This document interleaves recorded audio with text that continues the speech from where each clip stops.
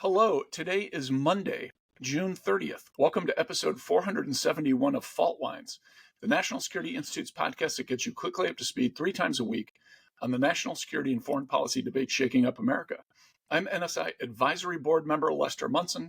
I'm joined today by Deputy Executive Director Martha Miller and NSI Senior Fellow Jeffrey Wells. Folks, it's a holiday week here in D.C.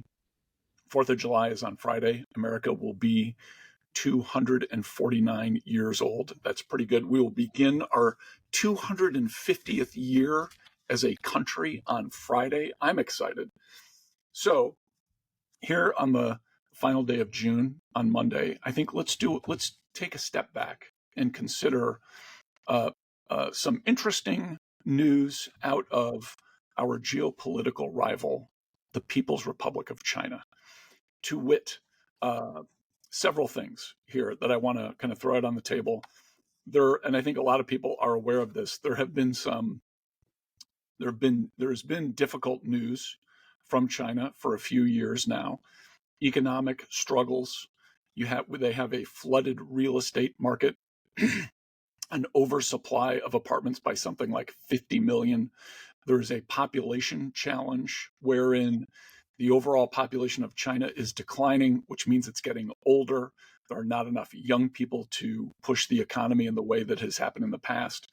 We're looking at lower economic growth numbers, and it's unclear, by the way, whether those numbers are entirely accurate and you can trust them. But even the ones that we do see appear to show that there's trouble in the Chinese economy. Of course, the leader of China, Xi Jinping, basically appointed himself to a third term, which is unusual because there was a practical agreement among Chinese leaders that each person would only serve 2 terms in the wake of Mao Zedong's kind of cult of personality that caused a lot of trouble.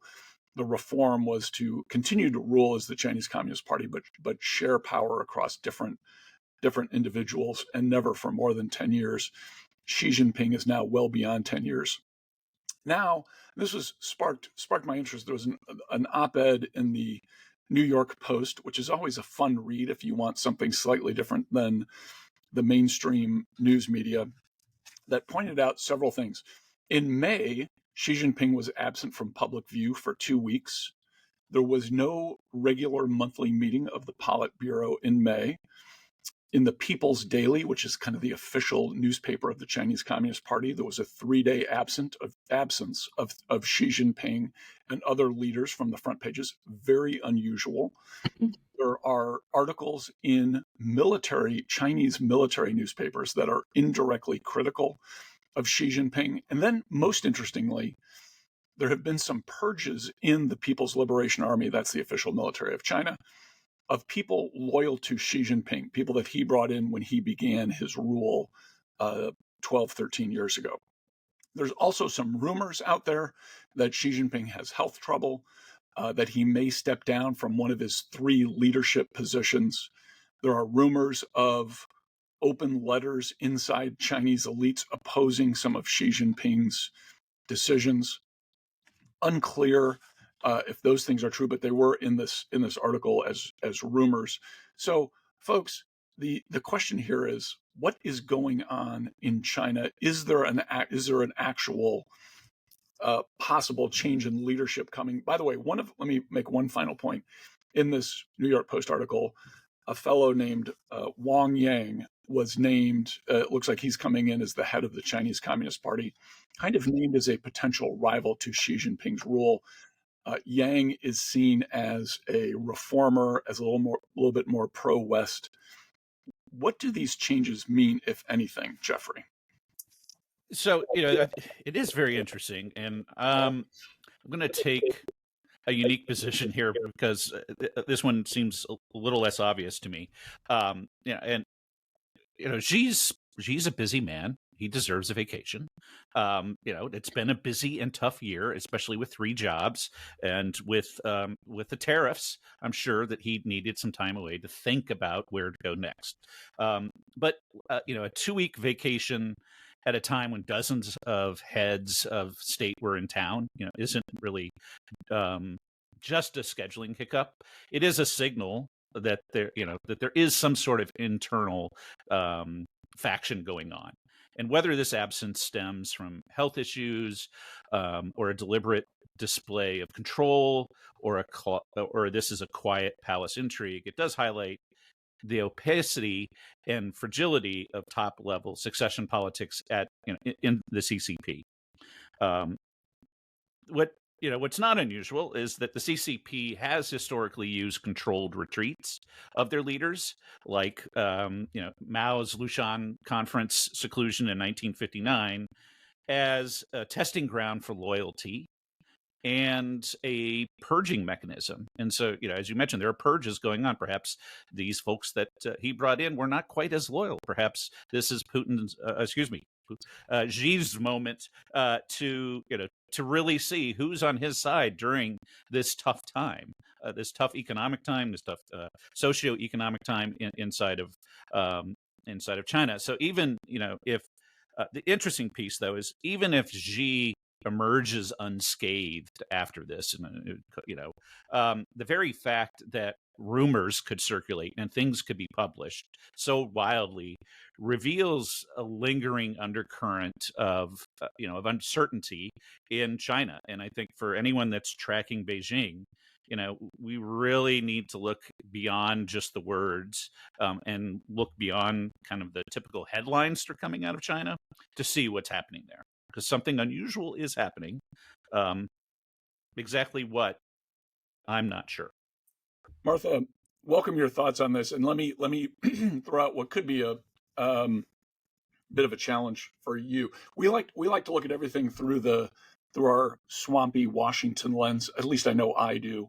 What does Trump mean? What does the U.S. mean? What is this? How has American politics affected everything that's going on in the world? We kind of look at everything that way. So I'm just going to go ahead and try this on you. China has been basically allied with Iran and its proxies. They've got some sort of crazy non-hostility deal with the Houthis. While the Houthis are attacking Western shipping, they're not attacking Chinese shipping. Iran obviously now as President Trump says, its nuclear weapons program has been obliterated. Maybe it has been. Maybe it's just been severely degraded. In any case, Iran is back in a corner. They don't have nearly the capability they did a year ago. Certainly their proxies don't. So China looks a little foolish in lining up with Iran. And then this amazing thing happens after the Iran-Israel peace deal ceasefire that Trump has arranged, which evidently is still holding. President Trump says, well, I'm going to let Iran sell energy supplies to China. That's fine with me. So here's President Trump throwing a bone to Xi Jinping. Is he trying to prop this guy up? Is he trying to give him a little lifeline while he's got this existential struggle back in Beijing? What's going on here? I love the possible conspiracy theory here. Or maybe it's not a conspiracy theory. Look, I mean, I think it's very interesting, to Jeffrey's point, no matter what, if, whether this is a loyalty test or for real, we are seeing China in a weakened situation, right? Like, even if this is, all made up to suss out who is not loyal to Xi Jinping, to President Xi, it doesn't matter, because it means that he cannot assert himself on the world stage the way he typically has. So this actually has come at a very interesting time with what has happened with Iran. Xi did not come to their rescue. They didn't send any munitions Iran's way. They didn't offer a lifeline. Xi was not really in a position to do so. And certainly, if this stuff is real, there will be a lot of uncertainty going forward, not just for China's allies, but also for us. And a lot of times when China has had these kinds of leadership vacuums or crises, it means that there's less predictability. It means that things actually could be more strained and potentially more, I guess, really just less secure for everyone involved, because it could mean less predictability. for the United States, for everyone who deals with China. So yeah, like I think it's plausible. Maybe 20 years from now, we can see some declassified information and find out the answer to your question. But certainly stability is better than crisis.